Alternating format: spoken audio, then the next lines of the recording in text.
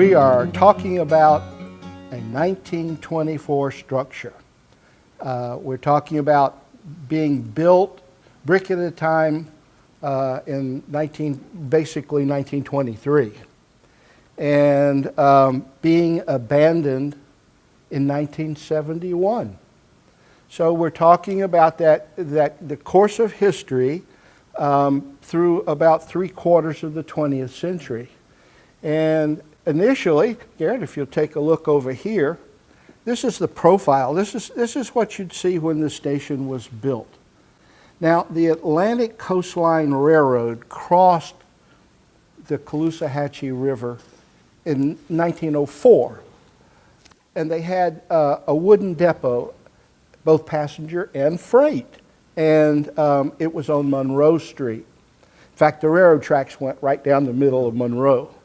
And in 1920, early 20s, they decided that the city was, how do you say this, large enough? But we're still not even to 8,000, but nonetheless, large enough to have a contemporary depot. And it was done in, as you can very easily tell, a Mediterranean Renaissance sort of thing. Now, it wasn't unique to here.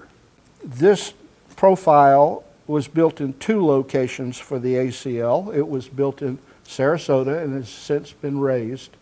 And fortunately, the Community Foundation has saved this one. This is a segregated station, obvious. It's segregated from the time it was built until the time it was abandoned. The building had 2 waiting rooms, as you see, the white waiting room and the colored waiting room. The railroad operated from the center here. There were 4 bathrooms, of course, 2 on the segregated side and 2 on this segregated side, for obvious reasons. And this right here indicates the colored water fountain, and this indicates the white water fountain. So another telling about this is that in 1957, they reduced the colored waiting room in half, and then they used the other half as storage. In the 1970s, there was still boarding by race in groups. In the 1970s. In the 1970s. Closed in 71, that was the last train, but nonetheless, it wasn't, of course, by law, it was by habit. But having the awareness and being able to tell the story, so we talk about 1971, there are a lot of citizens who still have recollection of the train, of the railroad tracks. Yes. Going back and looking at historical anecdotal information connected to the lynching around 1924, right. We know that the story tells us that those young men who were killed, lynched, not above the age 16, one young man was actually found sleeping in a train, sleeping in the cargo train, exactly. and was turned into his captors. Right. So the story of the trains have always had a connection. I asked you a question about Slater.